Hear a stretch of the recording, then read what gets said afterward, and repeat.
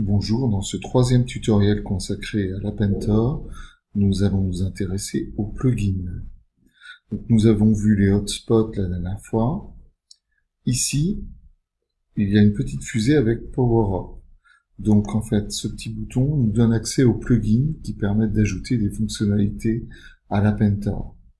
Alors attention, tous ces plugins ne sont pas spécialement intéressants, mais certains d'entre eux apportent vraiment une plus-value.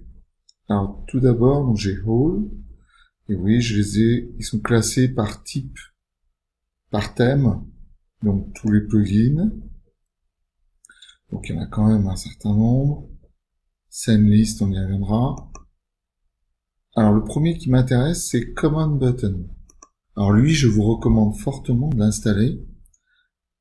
Voilà, maintenant que je l'ai activé, vous allez voir ici la barre de contrôle qui était inactive jusque-là est active. Ensuite, il faut que j'aille jusqu'au bout. Justement, barre de contrôle, j'ai plusieurs types ici. J'ai Crystal. Alors celui qui est rigolo, c'est le Goe. Voilà. Donc je vais l'installer aussi. Voilà. Donc là, quand je vais prévisualiser, je devrais voir apparaître cette barre de contrôle en vue publique. Voilà, c'est le cas. Donc elle est intéressante, surtout pour quelqu'un qui a un ordinateur. C'est vraiment intéressant pour pouvoir se déplacer dans la visite virtuelle. Donc le petit bouton ici, voilà, nous permet d'effacer, de réouvrir la petite croix, et je refais. Alors, autre plugin intéressant, donc je vais faire le tour un peu de... Alors, Little Planet, Google Maps, c'est pour intégrer Google Maps. Web ou VR, c'est pour pouvoir visualiser la visite virtuelle avec un casque de réalité virtuelle. Gyroscope, ça ne fonctionnera que sur Android. Alors, vous en avez beaucoup d'autres, hein. Alors, ils sont pas tous vraiment intéressants, il faudra que vous les testiez. Celui que j'aime bien, moi, c'est, par exemple, Scène Navigation. Voilà. Donc, quand je clique ici, config. Voilà, il y a un petit peu de temps, voilà. Et il me propose un style, en fait, qui me permet de passer d'une scène à une autre.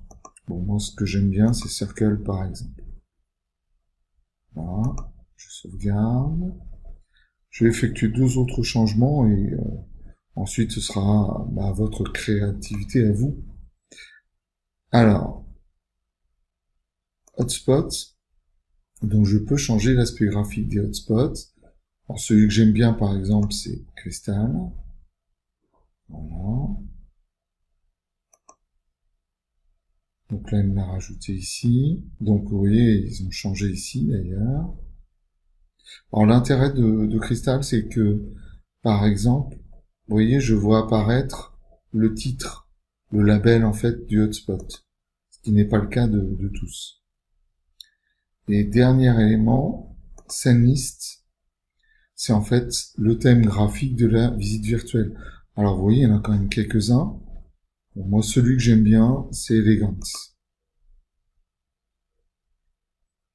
Après, à vous de les tester et de voir ce que vous aimez bien. Je le configure pour un élément. Voilà, je veux qu'il soit au top en haut.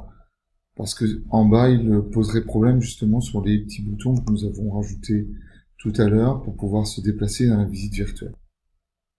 Voilà, j'ai terminé avec mes petites modifications.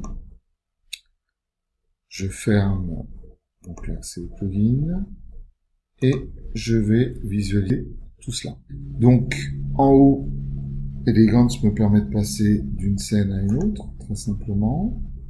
Voilà. J'ai bien mes petits boutons ici. J'ai mes hotspots qui ont changé d'aspect. Voilà. Aussi avec, j'aime bien ceci. Et dernier élément, sur les côtés, voilà, j'ai mon navigation. Je passe d'une scène à une autre dans une petite bulle et je trouve ça, moi, personnellement sympa. Vous remarquerez que là, voilà, le module se referme aussi. Ça donne, je trouve, plus de visibilité. Alors, dernier aspect, comment partager cette visite virtuelle. Alors ici à droite du nom du projet, j'ai Info. social. Je vais mettre le titre, je peux mettre un descriptif, je peux changer l'image. Et publish. Donc là, par défaut, c'est public. Je peux évidemment la mettre privée, mais pas seulement.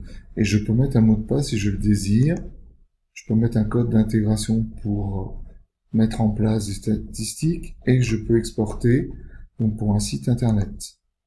Share, d'autres outils pour partager l'adresse de la visite virtuelle, donc sur les réseaux sociaux. Et GetLink, c'est pour copier en fait le lien vers cette visite virtuelle. Voilà.